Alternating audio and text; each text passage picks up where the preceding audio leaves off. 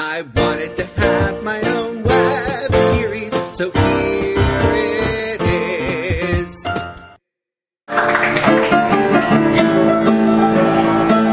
Every time that I'm nice to a guy, he asks me out, and I want to leave no doubt.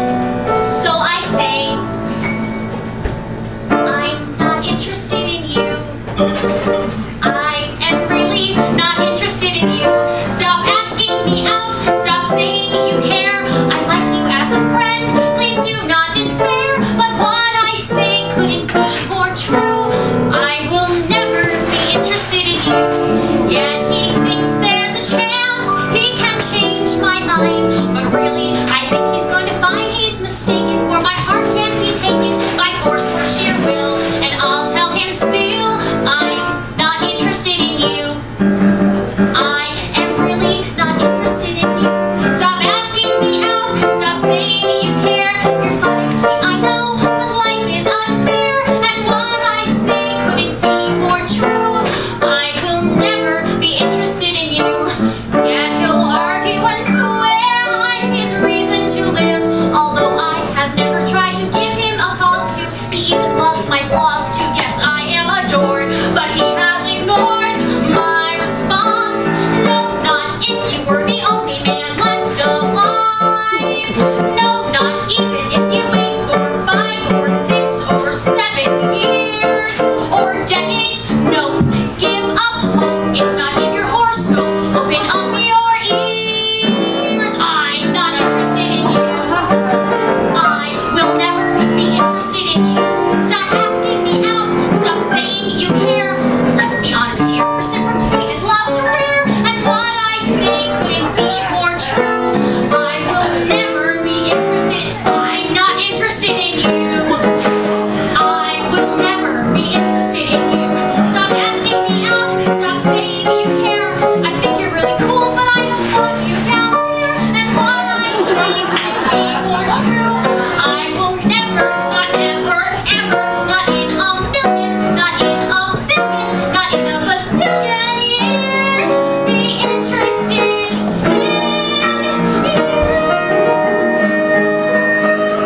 So I'll pick you up at 8.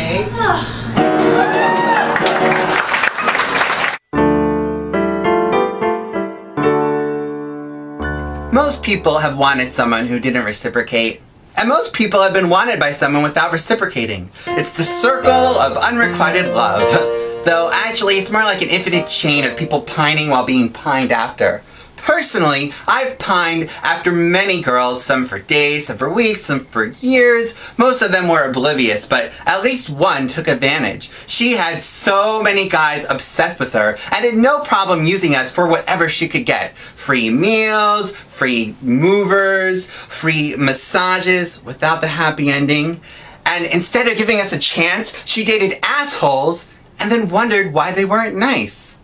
Seriously, it was quite frustrating, and we've since cut out contact like the Cylons when they disappeared for 40 years. On the other end of my chain, I had a friend who was madly in love with me, but thankfully she eventually moved on and found a boyfriend, and I wish them the best.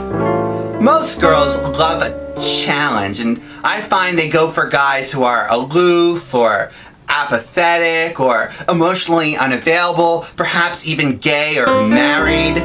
In fact, the best way to get a girl interested in you is to date a different girl. I went to this bar with this hot girl and I found that all the girls started looking at me intensely, like Bill when he's first spotted by Suki. The lesson here is not being interested creates more interest than my bank account these days.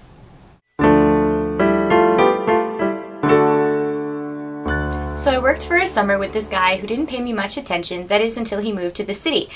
And that's when the text messages started, and I quote, "You're so perfect. I just want to hold you. When can I see you? I miss you so much. Please give me a chance." At all hours of the day and the night.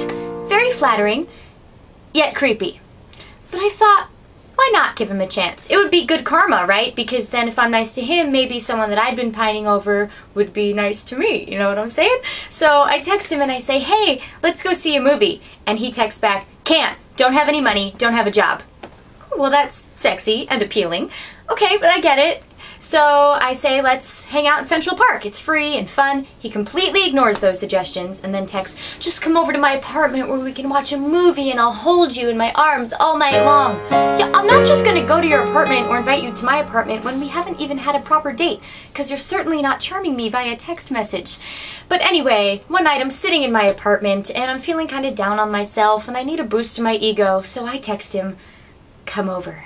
And I know that he is going to come running and he's going to tell me how pretty I am and he's going to hold me. But what happened was he texted me saying that he had to talk with his roommate and he'd head over in an hour.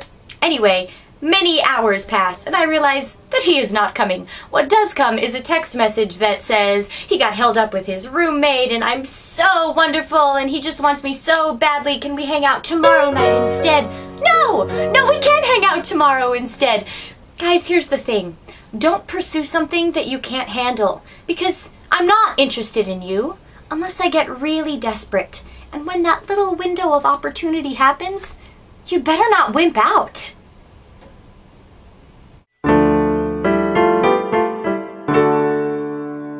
While girls are usually okay with being just friends, guys become devastated and cling on to any hope they can find. Thus, a girl must vehemently declare her disinterest because being nice or sending mixed messages will just cause them to persevere. Any weakness in her resistance and she will be assimilated.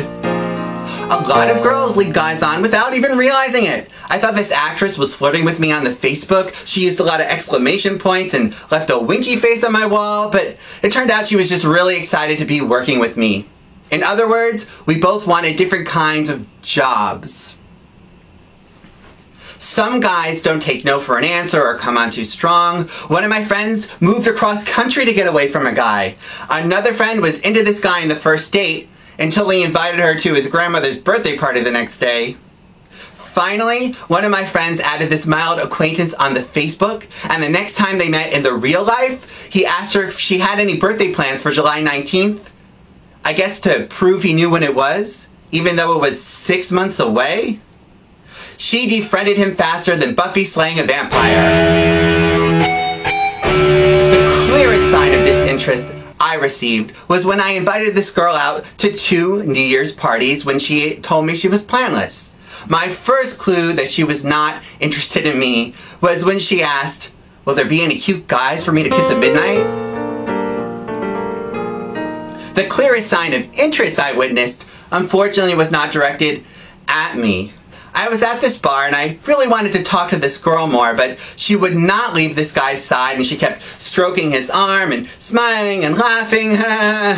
And I thought to myself, self, the next time I see a clip of this situation as a video daily double, I'll know the question is, what is an interested girl? The lesson here is it's obvious when someone's interested if you know what to look for.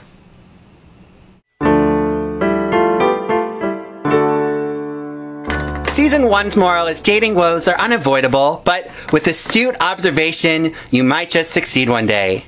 Thank you so much for watching and forwarding this season. I'll be back soon with Season 2, Neurotic Tendencies. See you then on Every Day a Little Seth. I wanted to have my own web series.